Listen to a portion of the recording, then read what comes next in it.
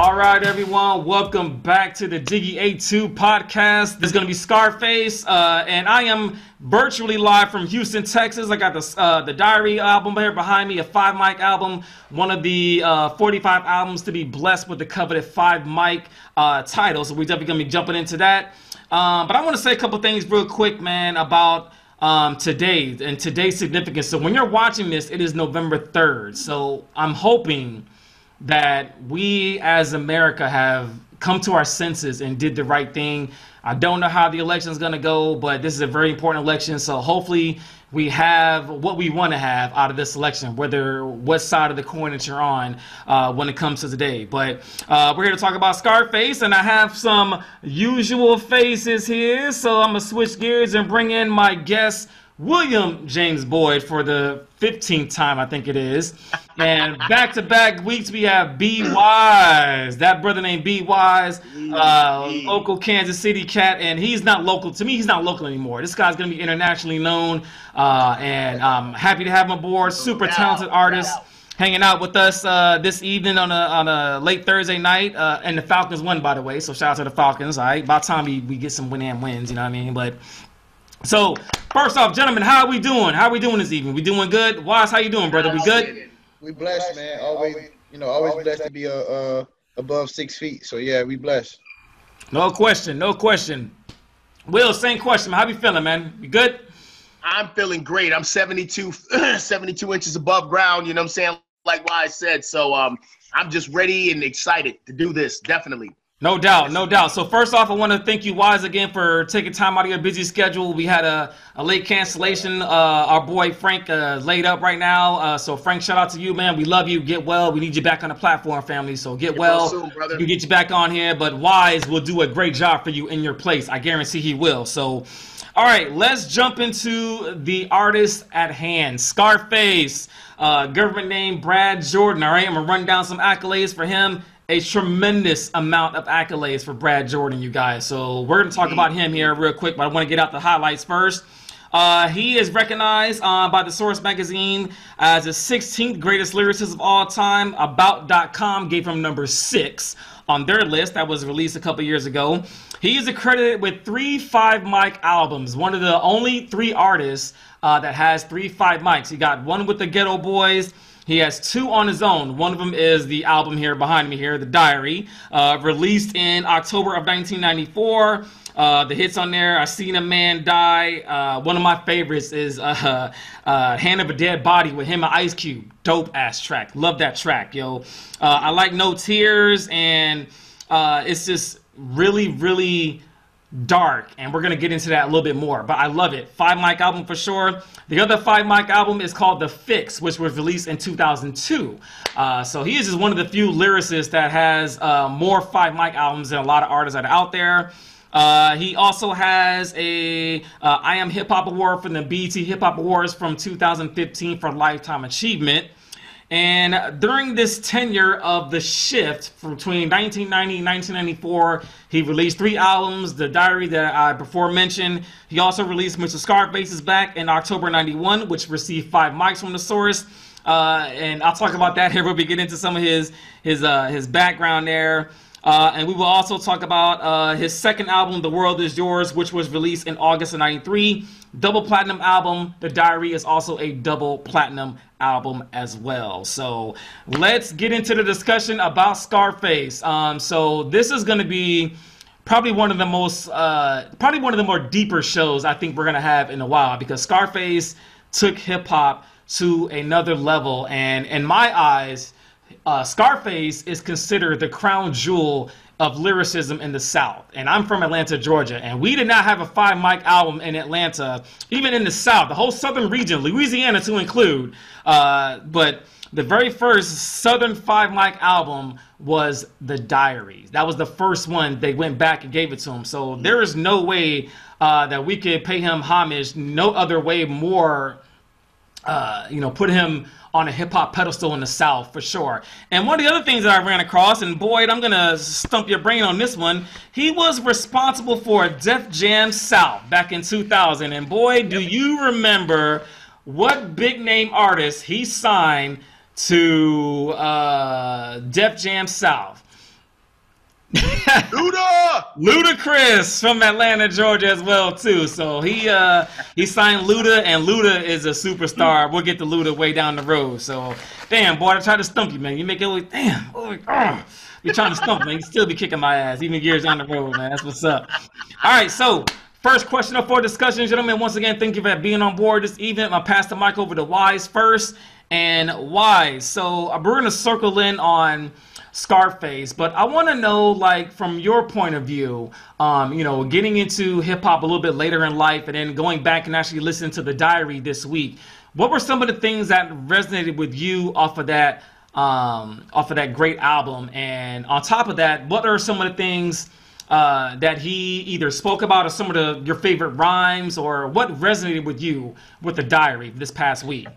Man, first and foremost, man, I gotta, he's from one MC, a new MC to another, him as an OG now, to hear something like that almost want to make me quit, because it's like, how can you even compete with that? But nah, I mean, what Scarface did, I mean, the Diary from intro to outro was great. One of my favorite records on it was Jesse James, and just how he told when you read his story and what he did, and the mental aspect, and then you connect that to his real life situation, he was able to paint a picture of real life in the inner city, and what, from his perspective, was able to tell an intellectual story, even though it was like real rugged and raw.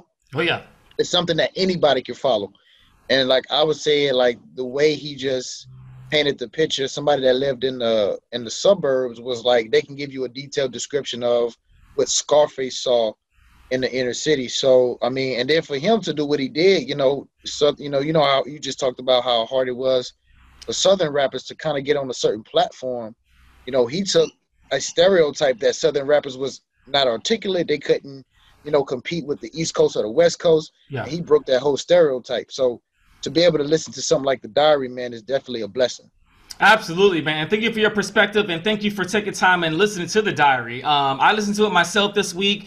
One of the songs that I like outside of those two, you guys go back and listen to the song "The Hand of a Dead Body." "The Hand of a Dead Body" has a verse from Ice Cube. Ice Cube literally just burns the track down. Not to outshine Scarface, but yeah.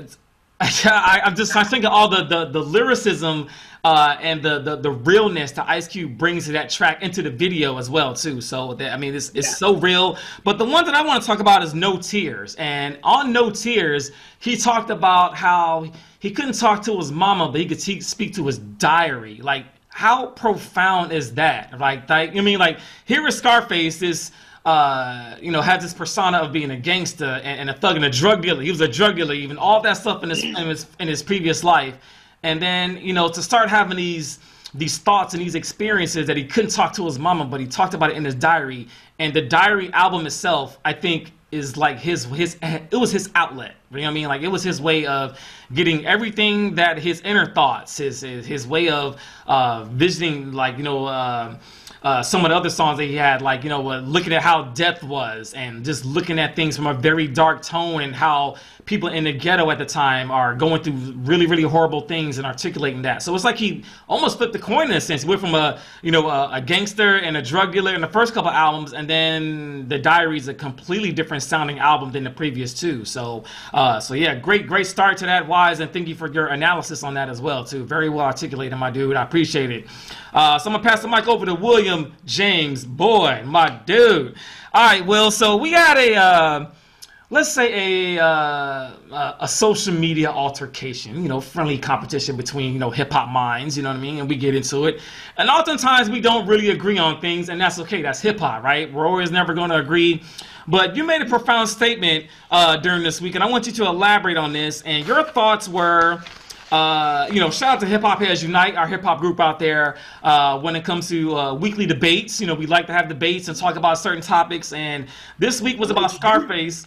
And Boyd actually said that Nas is a step above Scarface in regards to storytelling. So, Will, I'm going to give you the platform on this one. What is your thoughts on that? And why do you think that Scarface is not a better storyteller than Nas? Nas, an exceptional storyteller. I just think Scarface is better, but I'm going to let you have the floor first, sir. All right, first and foremost, I'm going to give shots out to Slick Rick the Ruler.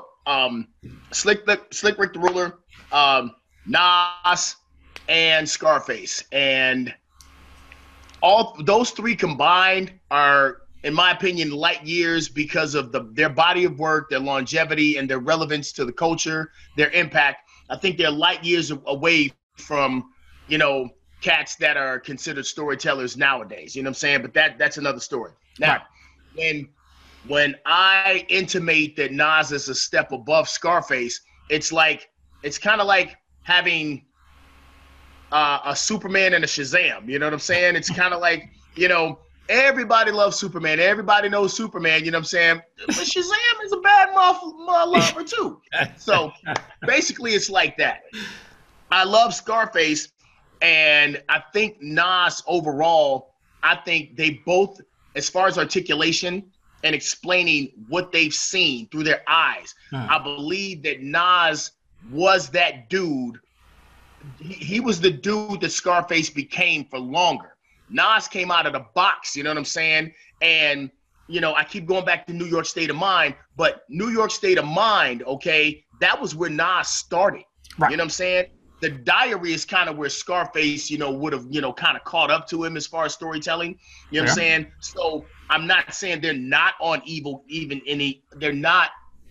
they are on an even keel as far as like right now, and they even did a song together off of Nas's I think it was the I Am album. It was 99, and they did a song together called The Favor for a Favor.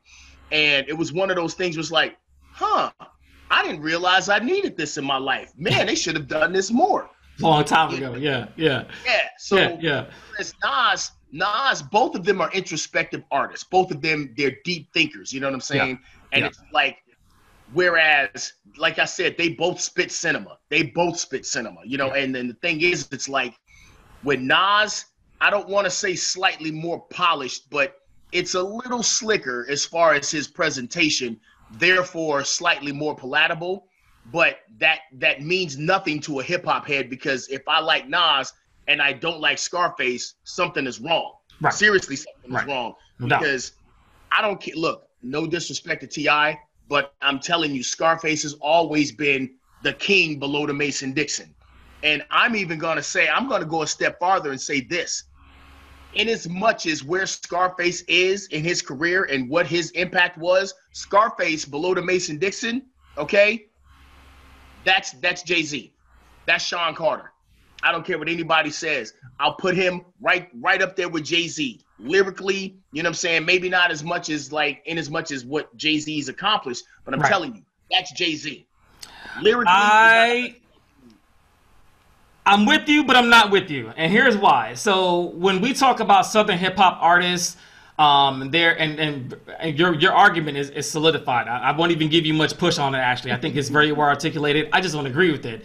But the reason why is because I think Nas is an exceptional talent. Nas came out the gates, swinging, and I agree. Scarface went through a couple of albums to kind of get to Nas's level, and I think that Nas was the second coming of Rakim. So it's not even, I don't think it's the same plateau, right? So it's not even the same really plateau.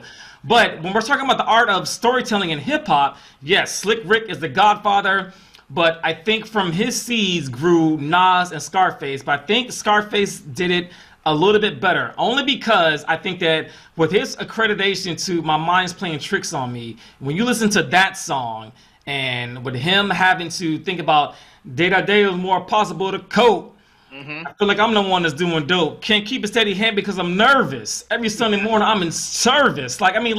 He paints those pictures vividly, man. Like he took what Slick Rick, what he started and made it better, I think. But I mean, Slick Rick is still the godfather, but you can't take away from the way that he wrote his stories. But when he went on his own, you know, like you mentioned, the first two albums, and he's always had these weird like flip on nursery rhymes too. If you guys noticed that in his old albums, like Mr. Scarface, and I was like, Oh yeah. like what is he doing? Like that's so bugged. Like who was thinking about this crazy shit? Like I love it. you know what I mean? Like it's so crazy, man. But yeah. So I don't agree, but I don't agree, but I see your point and I respect your point as well too. So very well articulated. So I'm gonna pass the mic back over to Wise on this one. And Wise, so we talked a little bit about your project, about mental health and awareness. So shout out to you, brother, for the efforts that you are doing in that area. It is something that is needs to be well spoken more about within the black community, because I think that a lot of the times we as black men, we keep moving. We don't really like to recognize our problems. We push through it. So you bringing that awareness in your project is great. But Scarface has a background in that as well too. So what were some of the things that you saw some parallels between Scarface's background and with some of the mental health aspects of his rhyme skills and his storytelling, and with the other element of mental health in regards to that as well too? So where are some of those parallels that you found throughout this past couple of weeks? You know, like there's a saying in the mental health world that, you know, it's cliche, but you know, a rose grew from the crack, and Scarface was definitely that. If you look at his background and see that, you know, he grew up in an impoverished area. You know, he was in and out of trouble all the time, and that he actually tried to commit suicide when he was a juvenile and put in a mental institution at a very young age. I think if he was to talk to the, you know, Scarface that he is now, that he will probably appreciate that he went through that, because that's what made him Scarface. Yeah. And so, you know, to be able to recognize, you know, just from, you know, connecting that, you know, like you said earlier, you know what I'm saying, like his you know, his ability to be an artist and to be able to write these stories came from that trauma. So actually he took, it's, you know, y'all compare, that was funny when you said Shazam and Superman, because I don't think, I think if you're a little longer than us, I don't even think people don't understand who Shazam is. Yeah, so, right. I thought that was funny.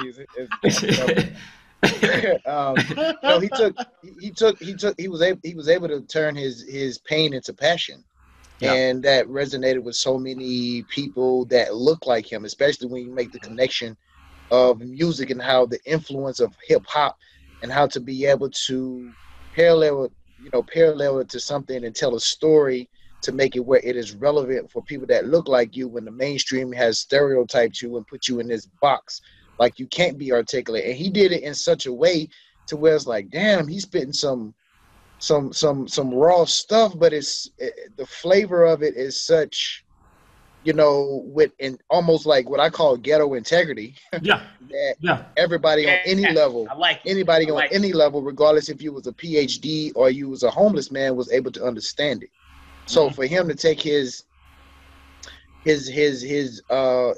pain, his trauma, and flip that, you know, he's kind of like that rose in the crack, you know, and that's why he's one of the top 10 artists, you know, of all time. Yeah, and I completely agree with you. I think that the things that he went through, he spoke about it within the diary. He spoke about it after the diary. I mean, I like his song that he had called "Smile" with him and Tupac. Which was one of my favorite joints. Of, you know, Tupac was on the cross like Jesus, and he's walking up to Pac, and he's kind of like this spirit kind of walking up to him, and it was like I'm just thinking about it right now, like the vision of whoever shot that video had that idea. I don't think it was Pac himself. I think Pac had already passed when the video was shot, but just the way that his videos are so vivid. And then, you know, when I seen a man, never seen a man cry, that video is very vivid. Like it speaks directly to the story.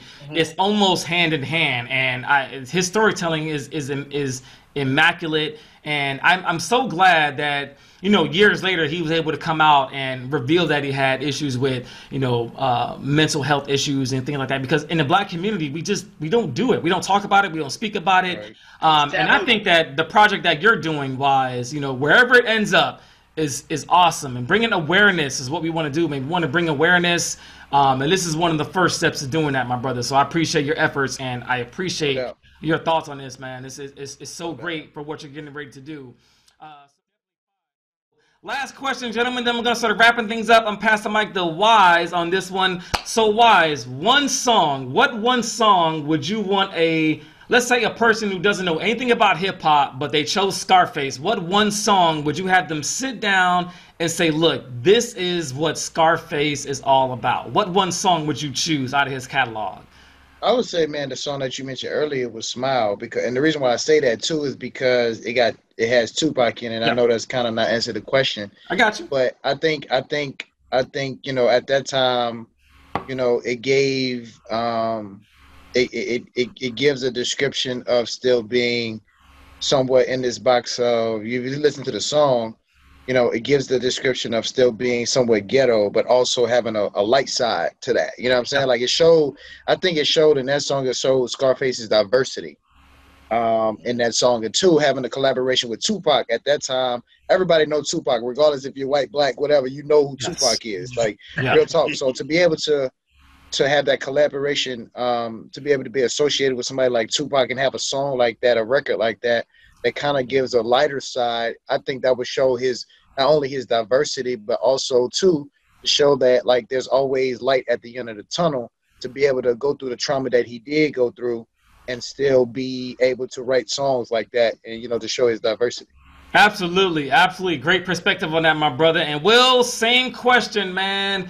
One song, someone that has never heard of Scarface in their entire life, you sat them down and said, I want you to listen to this particular song from Scarface. Which one are you going to pick and why? Well, I'm going off script with this one, and it's probably not something that a lot of people will be able to digest immediately, but his lyricism, his ability to paint a picture with a litany of topics, I'd have to go with Girlfriend. And the reason I'm going with Girlfriend, is because I know Trey Songz is on the hook, and he had Willie D in the video, but the subject matter, where he's talking about, you can't be my girlfriend, and he talks about he's being cynical in that. Yeah. But you extrapolate so much from that song. You can tell this is a man who's been through something. It's a man who's kind of jaded. It's a man who's scarred. You know what I'm saying? But it's also a man who can articulate what he's feeling. You know what I'm saying? Yeah. He can articulate what he's feeling. I didn't agree with with everything, but that's the great part about art. I loved its presentation. You know what I'm saying? And the emotion, what he was able to convey through that song. I mean, I found myself sitting up there wanting to dance, wanting to work out during that song, but at the same time, right.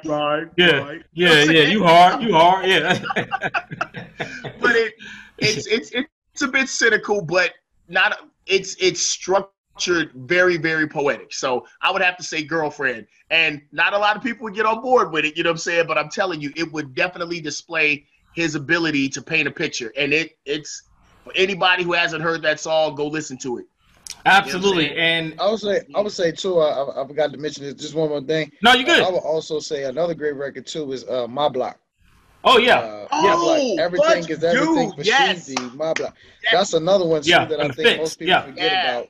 So that was a dope record too. Matter of fact, when he's walking literally through the block. Through the block, through the block. Yes. And one of the things that people may not know about The Fix, which was his second 5 Mic album, most of that album was produced by a young Kanye West at the time too. So Kanye West produced the bulk of the album. Guess Who's Back? Produced by Kanye West. Like, exactly. Just it's a dope album. So go check out his catalog.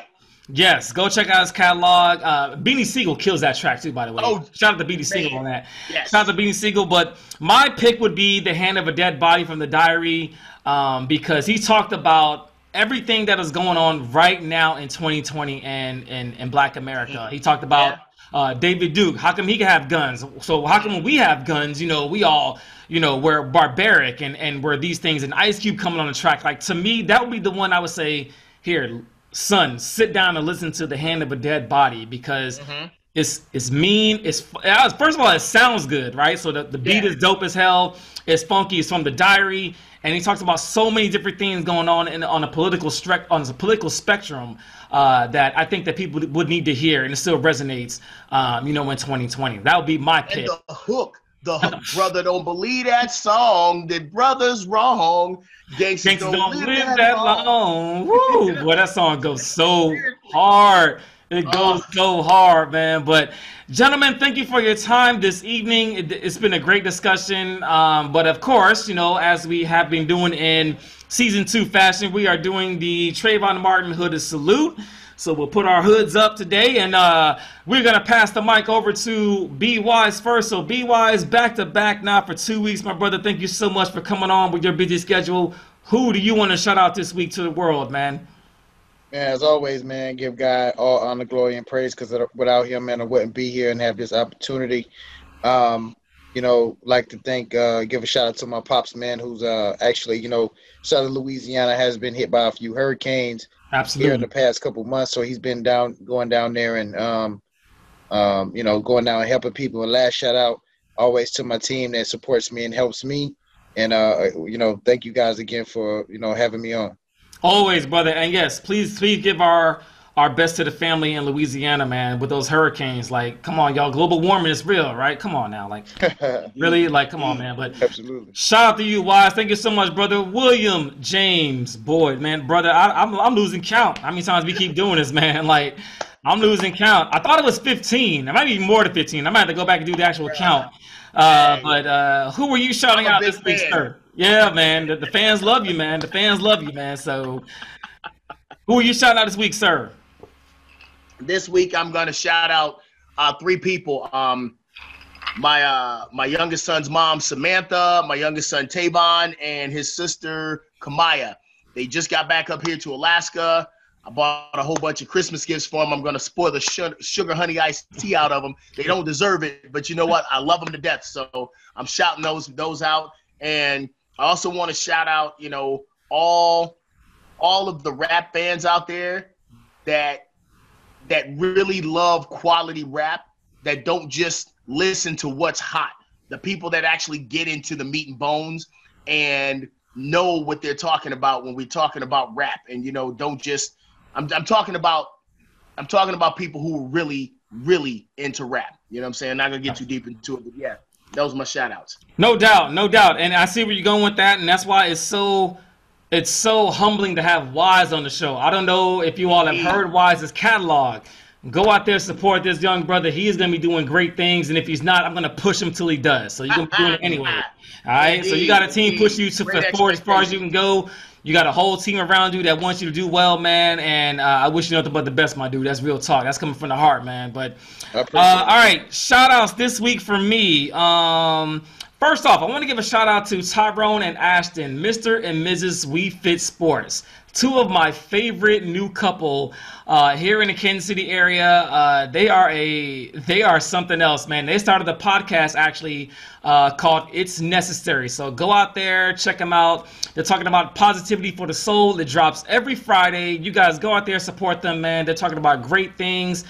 They dropped their first 2 episodes, and and if you guys are watching, they gave us a shout out last week, so I'm doing the same thing in return. So Tyrone and for Ashton, you 2 are the best. We love you guys. We love your boys, and I love your ambition, and I love to see people not only. I love to see black people of color that are out there getting it done, not being afraid of what the consequence is, and I'm truly humbled to be in your inner circle, as you guys talked about last week. So shout out to Mr. and Mrs. We Fit Sports. My second shout out goes to my boys, Nate, Trey, Christian, and Michael. Oh my God, man. Like, I never give them a shout out. And the reason why I typically don't, because they never watch the damn podcast. So maybe maybe entice them to watch their daddy do some cool things. Shout out to them. Shout out to their close homies, Jalen, J-Bone. Oh my God, I'm drawing a blank right now. Cam, shout out to Cam. And shout out to I cannot think of his name. Big O. Shout out to Big O, man. Omar Orion and those are like my kids that they were here throughout the whole summer. And shout out to Christian as well too, or Mr. Briss. So all my boys that I have had the wonderful opportunity of influencing their life, to making them do positive decisions. So shout out to all of my boys that are out there. And my last shout out is gonna be a little touchy one. Goes out to Walter Wallace Jr. So if you don't know the story of Mr. Walter Wallace Jr., this was a gentleman that lost his life on Tuesday, 2 days ago, October 27th, from police brutality in Philadelphia. And this young man, as the story goes, he was approaching the police with a knife. And the police, instead of doing a de-escalation of force, they decided to shoot and kill this man in the street. And there was protesting going on, and it still is ongoing. And this one touches me a lot. And I know all the time I don't want to use this as a gimmick and say, hey, we're doing the hooded salute for those that we lost for social injustice. Like, this one hits home. I'm so tired of doing this every week, yo. Like, we got to stop this, man. I feel like an endangered species, yo. I don't know how you guys feel, but I feel like I'm being hunted down, and I don't want that, man. Like, we can do better. Shout out to Walter Wallace Jr. His memory lives on. His legacy lives on through us. We're going to be pushing for social justice and change for as long as there's breath in his body and this platform lives. I'm going to continue to talk about it and push it forward because it needs to be heard. Every story needs to be heard. His is just another one that I did not want to talk about. And Boyd, I talked about this when we talked about Ahmaud Arbery back in season 1. I was like, man, what's going to happen when the next one happens or the next one? And I'm tired of that, yo. I'm tired of it. I'm so tired. And I'm mentally drained, but shout out to you, Walter, and your legacy lives on. Next week, we're doing Naughty by Nature. Hope it's going to be a great show, and looking forward to that. But this week, you guys, we're going to end this week on a moment of silence to pay homage to Walter Wallace. So shout out to you all. Shout out to hip hop. 100. We'll see you guys next week.